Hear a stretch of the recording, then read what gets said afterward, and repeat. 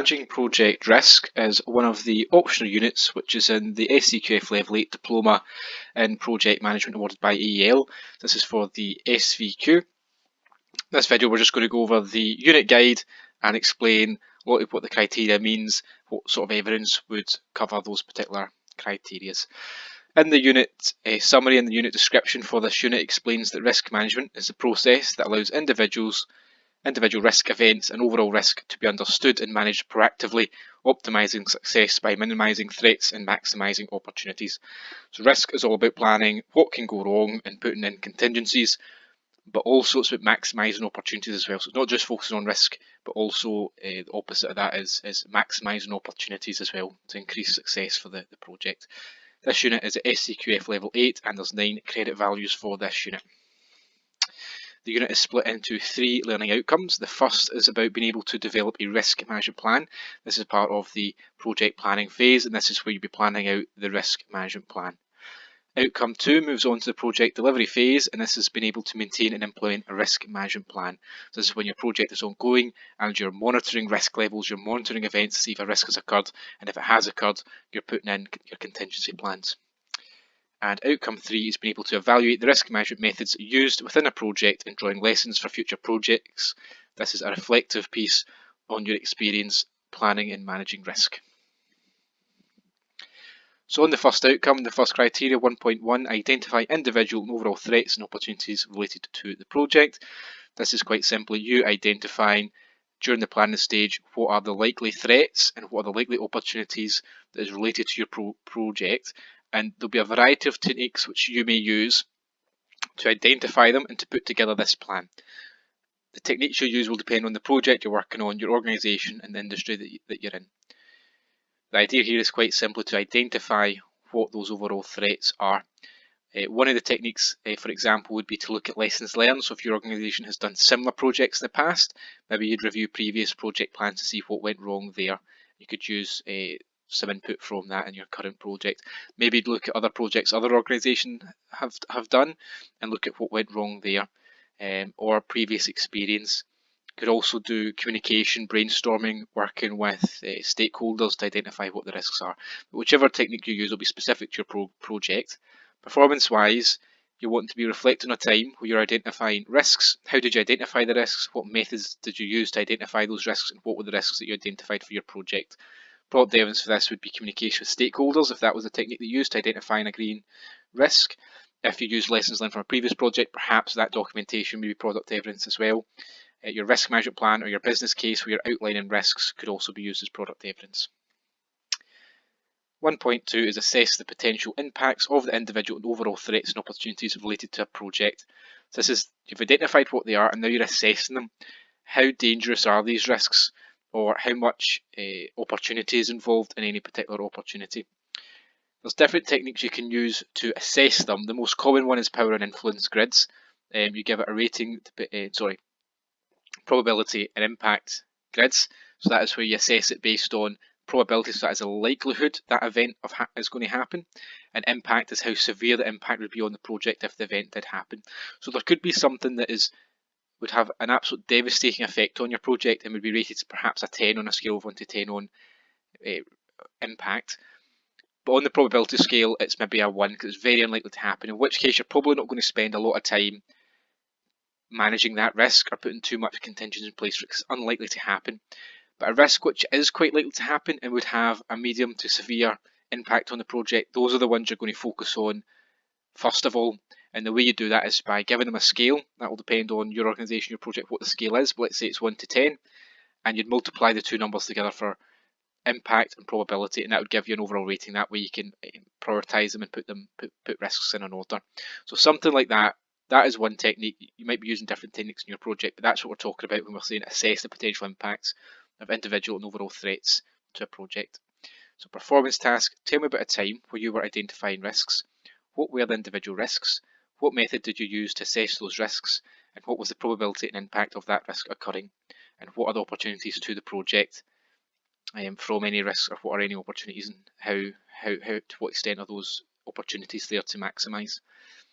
Product evidence would be a power and influence grid or a SWOT analysis, including written analysis. That's another technique, SWOT analysis you could use. It's also PESTLE.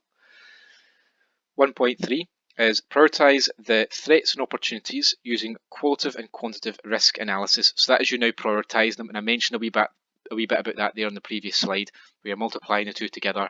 That will give you a combined score, and you're then prioritising. So the ones with the highest combined score would be prioritised first. The ones which are lower down on the score would be prioritised last. So that's one example. Quantitative risk analysis or quantitative analysis is any form of analysis where you're using numbers. Think quantity, numbers. Qualitative is anything that can be expressed in words. So it could be that you're doing this power and influence group, you're multiplying it together. That would be a quantitative risk analysis because it's an analysis that's expressed in numbers. A qualitative method might involve doing a brainstorming session with stakeholders to prioritise what do you think based on your stakeholders' experience would be a more severe risk to this project than others. Because that report would be expressed in words typically, and that'd be qualitative. So that's what those two mean. You want to have evidence of both to cover this criteria. Performance tasks. You want to tell me about a time where you're identifying a risk and you're planning out risks. What qualitative methods did you use to assess the risk and opportunities? What qualitative methods did you use to assess the risk and opportunities? So that's qualitative and quantitative. How did you carry this out, and what were the risks to your project in order of priority? So what technique did you use to put it into that order? Product evidence would be a risk assessment of the overall threats and opportunities, perhaps using a RAG status or using some form of calculated impacts, a document outlining what you've done. Could also be done on your project management software if it's not a document. 1.4 is assess different stakeholders' appetites for risks and the implications of the development of responses. Each stakeholder that you deal with will have a different appetite for risk. Some stakeholders might be open to risk and taking lots of risks, others will be very risk adverse. So you've got to assess your stakeholders to what extent they could put up with risk and what risk they're happy with. Because if you give them a task to do and there's too much risk associated with it, then they won't complete it, they'll refuse to complete it, and that will cause that particular activity potentially to fail. So it's important to understand what appetite there is for each of your stakeholders regarding risk. So tell me about the time you're identifying risk. How did you assess each stakeholder for their appetite towards risk? What implications did this have for the development of responses? Who were your stakeholders and what was their level of risk? Stakeholder analysis for risk appetite, relationship map or stakeholder map where you're putting in their appetites for risk. This one's a bit harder to have an holistic statement around planning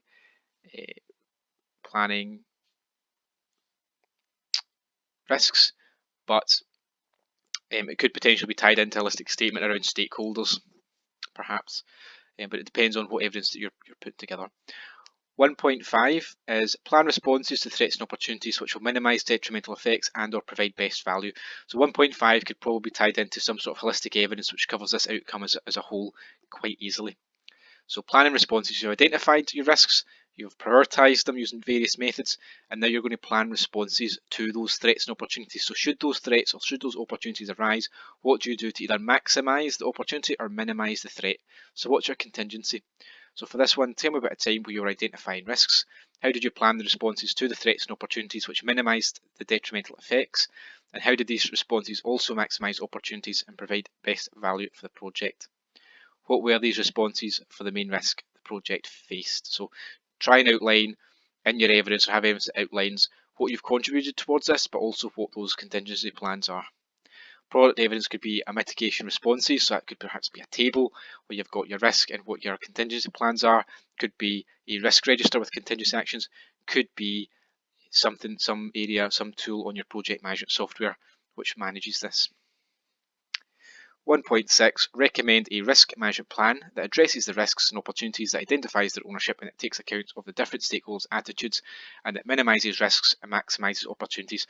Quite simple, this is you then taking all of that work that you've done, all that analysis that you've done, and you're putting together into a risk management plan that can be either on project management software or it could be like a Word document or something along those lines, of PowerPoint, however it is that you're formatting your plans for your organisation and for your project. But basically that is you bringing it all together. It's very easy to put that into a holistic statement. I'd highly recommend, if you're putting evidence together, to do it holistically around this outcome. Performance tasks, tell me about a time where you're identifying risks. How did you contribute to a risk management plan? How did the risk management plan identify the risks and opportunities and their owners? How did it take into consideration different stakeholder attitudes? And how did it maximise risk and minimise risk and maximise opportunity. Product evidence would be a risk management plan which you have contributed to, or a mitigation responses within a risk plan which you've also contributed towards. 1.7, communicate this risk management plan and seek their agreement. So that's agreement with stakeholders. So this one's just that you've put this plan together and you're now ensuring that it's got signed off, or all your stakeholders who have to have a say in this are quite happy with it and have said that's fine to go ahead and that is the plan. So tell me about a time where you've identified the risks, produced a risk management plan, summarise the main points, who were the stakeholders you communicated the plan to, how did you communicate it to, what was the reaction, what was the response, how did you know an agreement had been reached, and how did you document this. For product evidence, this should be your communication, so email, instant message, SharePoint site, Teams, group, Slack, Trello, whatever it is that you're using, some form of communication with your risk plan attached, and a screenshot of you saving your risk. It could be a screenshot of you saving your risk plan in a shared drive or SharePoint or whichever system you use. 2.1, update the risk register. This new information becomes available, and recommend revisions to response plans and the risk management plan as required. Performance task for this one is to tell me about a time where you have dealt with changes to risk. So this is now the project delivery phase where you're monitoring risks as the project is ongoing, and you have identified that a new risk has happened. You've been able to identify it. You've then been able to update the risk register, so maybe the red, amber, green status, or if it's done in some sort of numerical way, or if it's a tool on your project management software, whichever your process is, you've updated the risk register, and then you're recommending revisions. So you've identified this is what the risk is. Now, what revisions can take place, can we do to overcome this risk, to minimise it, or if it's an opportunity to maximise it. There is some overlap with this, with the change management outcome in the scope management unit, and if the risk is associated with, if it's a risk to schedule, there's overlap in the schedule unit, and if there's a risk to resources, there's overlap in the resource unit, or any other, a lot of your other units, there's outcomes in there that's about monitoring progress and managing change. If that's the case, if the change is to do with a risk being realised, then there is some overlap here, and this could be perhaps done as a part of holistic evidence. So tell me about a time where you've dealt with changes to risk. What was the change? How did you identify the change? What revisions to the risk management plan did you identify and recommend? Product evidence would be your updated risk management plan. So perhaps your risk matrix or risk register. 2.2 is trigger plan responses to realise threats or opportunities and take steps to update the project scope, schedule, financial, quality and resourcing plans as required, as well as to the risk management plan. So this is you now taking action, you're following the correct change management process, and you're triggering these plan responses.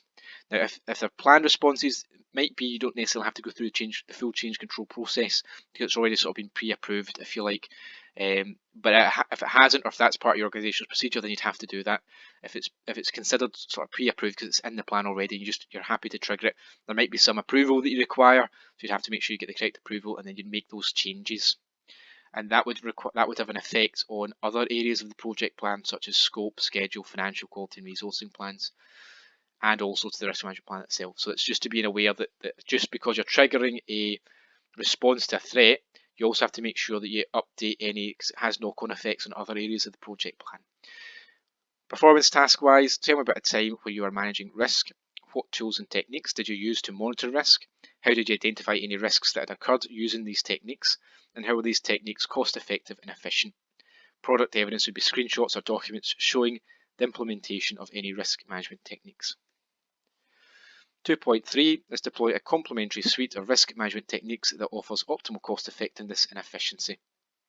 So this is you using your risk management techniques, and you're doing it in a way that's cost effective, and that will vary quite a lot between organisation, projects and industries. So whatever your techniques you're using to manage risk, whichever techniques you're using to monitor risk, whichever reports that you're analysing, the way that you're formatting them, the way you're saving them, communicating them, if you're doing it on a PDF, if you're doing it on a spreadsheet, if you're doing it on SharePoint, if you're doing it on Primavera P6, depends what your organisation is doing, but it's whatever technique that you're using to manage your risk, you want to explain that you're doing it in a way that's effective and efficient. So performance tasks, tell me about a time where you were managing risk. What was the threat? What was the planned response outlined in the risk management plan? What impact did the planned response have on scope, schedule, financial, quality and resourcing plans? Did the response create any new risks? and what was the outcome of triggering that response. Product evidence would be a risk plan outlining planned responses, communication implementing planned responses, or a report on implementation of a planned response. A risk plan update, it could also be a risk plan updated showing changes to the risk. Now moving on to the final outcome for this unit, which is the reflective piece, which is looking at alternative methods that you could have used for various aspects of risk management. This is similar to the last outcome in a lot of the project management units, where you have to ensure that each item on the list there has been covered, and this can be done as one isolated piece of evidence, or it could be part of multiple different holistic pieces of evidence. Now, if it's part of multiple pieces of evidence, for example, in a statement where you are looking at assessing potential impact, you're talking about you're reflecting on evaluate you're reflecting on alternative methods, then that could be mapped into that one item on the list, but you'd still have to get another piece of holistic evidence that looks at responding to identified threats and opportunities, and within that holistic evidence you have to be reflecting on alternative methods to do that, in which case you could take that item off. But basically you're looking for each of these items on the list, assessing potential impacts, prioritising, assessing stakeholders' appetites for risk, responding to identified threats and opportunities, and managing and maintaining the risk management plan for each of these things. You have to be able to evaluate alternative methods, so explain the methods that you've used, make some form of judgment as to whether it was effective or not, and perhaps explain other methods that you didn't use which could have been useful. Performance-wise, this is just reflective, so reflect on your experience managing project risk. For each of the listed areas, what were the techniques which you have used on your project? What worked well for each technique, and what could have worked better? Are there other techniques which you could have used? Product evidence would be a review document or perhaps a reflective account. So thanks for listening, and hopefully that helps you gather some evidence for this unit.